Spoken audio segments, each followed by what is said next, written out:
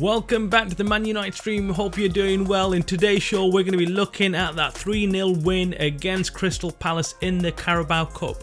What was the difference with this team? How did they look so comfortable? We'll be discussing that. We will also be looking at how Amrabat was hours away from joining Liverpool. Can you imagine that? What the Man United fans would have done if that would have happened.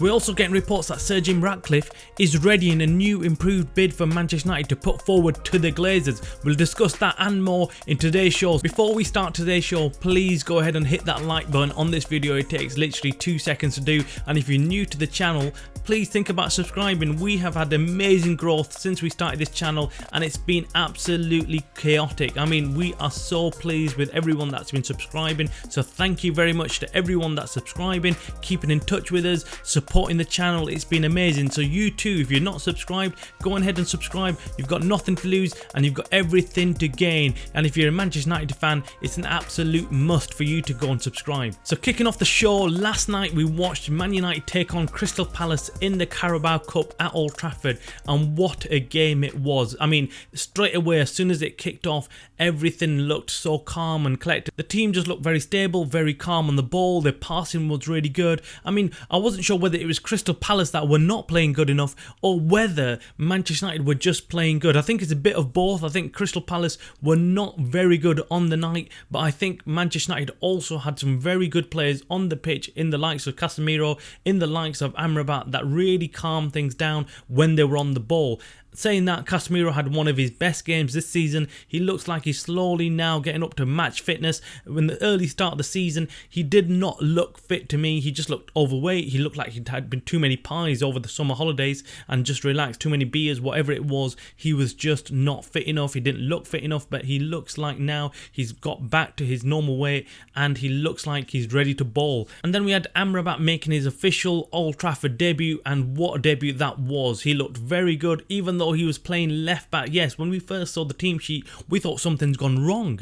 I mean, what was all this about? The players were all over the pitch. Amrabat was playing left back, Lindelof playing centre mid. What is going on? And there was no Rashford, no Bruno, but we knew there was going to be some changes to the team, and I think Ten Hag gave Rashford the night off because of that accident he had the other night, so he thought, right, I could keep him off. Bruno did need resting, so that was a great move by Ten Hag, and we brought in Martial, who had a very, very good game, solid game. Garnacho also had a very good game. In fact, everybody on that pitch yesterday had a solid game. Even Harry Maguire had a decent game. He didn't actually make any mistakes, kept it clean, kept it simple, and did what he was meant to do on the pitch. Now again, I wasn't quite sure whether this was Crystal Palace making Manchester United look good or whether Manchester United were actually playing good. Now we'll find out on the weekend when we face Crystal Palace again in the Premier League.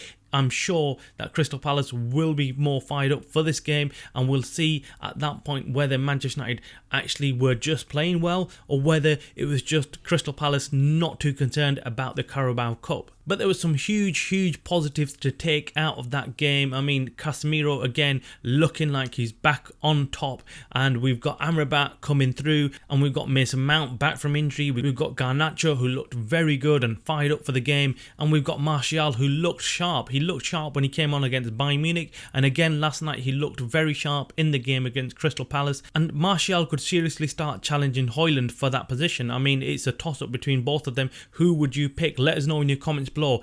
Would you prefer Højlund to start as striker for Manchester United, or would you prefer Martial start as a striker? It's a good problem to have for Ten Hag, because we do need options around the pitch, and that's where Garnacho comes in as well. Garnacho played a really good game, and some fans were actually saying that he could play instead of Rashford. Now that is a hard choice. Even I've said Rashford needs some rest because he's not working hard enough, but I think Garnacho is still fairly young. I think these games are perfect for him, where he can come in, do his cameo appearances and go onto the bench again and let Rashford take the heat on most of the games. I think Rashford will be back in the Premier League this weekend, and I think Bruno as well will be back. I think that's when Garnacho and Mason Mount will have to be the reserves waiting to come on, and if these players are ever injured, that's when Mason Mount can come in for Bruno Fernandes, and that's when Garnacho can come in for Rashford. And I think that's exactly what Ten Hag had in his mind when he was actually signing Mason Mount. We've heard lots of fans complaining about why we signed Mason Mount when we had Bruno Fernandes, but I think that is exactly why Ten Hag signed Mason Mount, because he knew Bruno Fernandes has been playing lots of games. He plays lots of games every season, and this is why if he gets injured, we have a replacement in Mason Mount coming in there and actually can do a decent job instead of Bruno Fernandes. And for 60 million, that is not a bad buy to have a reserve backup to Bruno Fernandes. We were surprised that Andre Onana actually played in goals last night for Manchester United. We did think and we did hear from sources that Altay Bendir was going to make his debut at Old Trafford last night, but that didn't happen for whatever reason, and Onana was the keeper for Manchester United. It was good because he needs some more time in that goal, and he needs to get comfortable with the defenders in front of him and just get used to the entire team. The standout player in last night's game was, of course, Casemiro getting forward, and he's in fact our highest scorer at Manchester United right now in the season. So that's a surprise. You wouldn't have picked Casemiro as your highest scorer for Manchester United right now in the season, would you? But this is a good sign and good news that when a team has players that can score from all over the park, that's what you need. You just do not want to be relying on your strikers getting them goals. You want everyone else to be chipping in and getting them goals, and that's what makes a great team. Sophie Amrabat had a very good, solid debut for Manchester United at Old Trafford. He started in left back, but then he was playing in the middle of the park as well. You could see him drift into the midfield and control play from there. Very, very good player. You could see that his passing was on point. I mean, this guy is going to be fantastic for Manchester United. This is what we've been missing. Missing a player such as this in the middle of the park and just simply break up the play, get the ball and feed it out to players. Feed it out, boom, boom, boom. Casemiro will start playing better when he has Amrabat next to him because he'll get some more freedom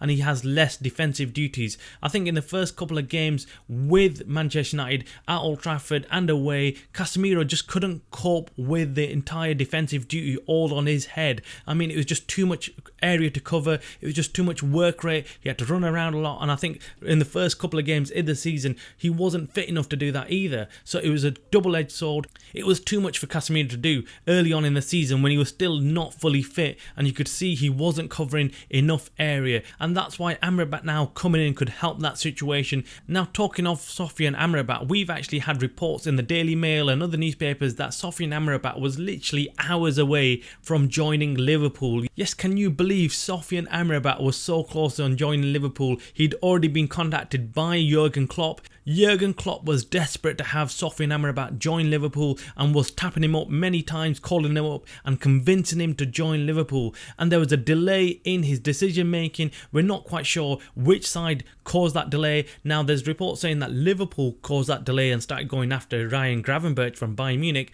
but we're hearing from sources within the Sophie Amrabat camp that it was in fact Sophie Amrabat who wasn't happy on joining Liverpool and did not want to join Liverpool and wanted to wait on for Manchester United, and finally Manchester United did make that offer and get things done, and that's when Liverpool turned their attention to Ryan Gravenberch. It wasn't as reported in the Daily Mail that Liverpool decided to go after Ryan Gravenberch and drop Amrabat. That was not the case. Liverpool wanted Sophie Amrabat, and Sophie Amrabat is the one who declined to join Liverpool and many other clubs because he was set on joining Manchester United and was set on joining Erik ten Hag. Sophie Amrabat had talked to Erik ten Hag on a number of occasions in the summer and was ready to join Manchester United. He was set on joining Manchester United and did not want to join any other club. We've heard that he had really decent offers from Saudi clubs. We heard even Bayern Munich and PSG were interested and contacted Amrabat, and then Liverpool also were in touch and wanted him to join Liverpool.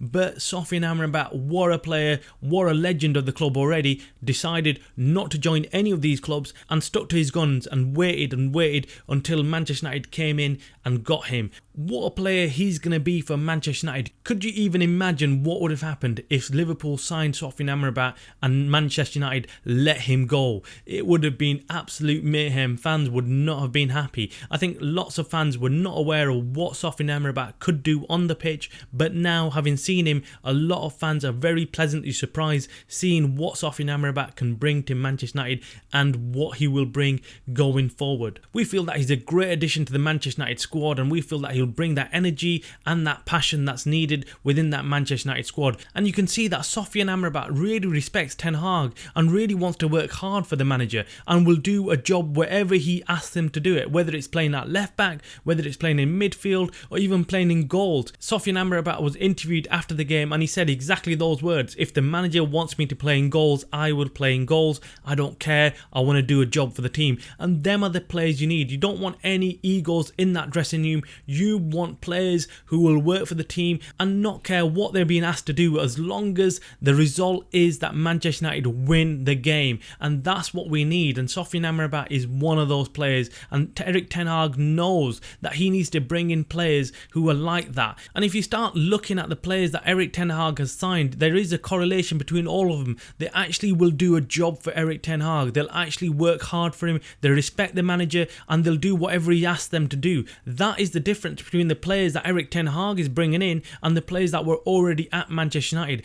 You can see that some of the players that were already at Manchester United have developed really bad habits of not giving it their all, giving up really easily when they start losing, and just not working hard enough. And that's probably one of the reasons why Sancho has ended up where he has, because he clearly does not want to work hard in training and feels that he should be making the first team without putting all that effort in. But that is not how it works under Ten Hag. Ten Hag will only pick players who he knows will give it their all on that pitch for that 90 minutes. And that is great news for Manchester United, because we need a team that actually works hard, not a team that just rests on their laurels and thinks that they're playing for Manchester United and that's good enough. Okay, so let's move on to takeover news that we heard yesterday coming out from the news agency Bloomberg, and it was around Sir Jim Ratcliffe making an improved bid for Manchester United. Yes, he is in the throes of getting together a new improved bid to put forward to the Glazers and hope that they will be convinced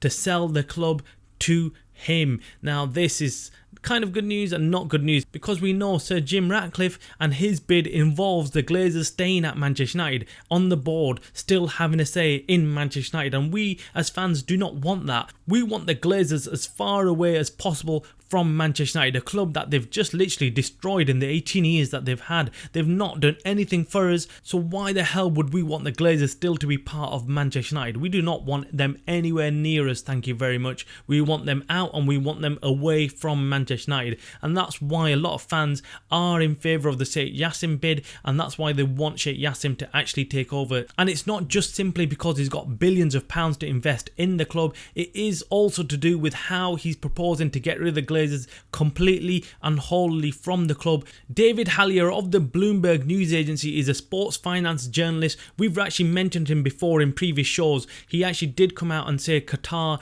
was his favourites to win, but in yesterday's report, David Hallier has said that Sir Jim Ratcliffe is readying a new improved bid and restructuring his bid. We're not told in what way Sir Jim Ratcliffe is restructuring his bid, but it looks like he's not gone away and he still wants Manchester United and still feels that he's got a chance in getting Manchester United. Now, we at Manchester United Stream have not been bringing you every single news about the takeover because lots of it is fake news, so we are having to go back and check with our sources if this is correct, if it is genuine, and only then are we discussing it on our channel, because we, just like most Manchester United fans, feel the pain. We're getting frustrated with this whole takeover process, why it's taking so long, and we also recognise how much fake news is out there right now.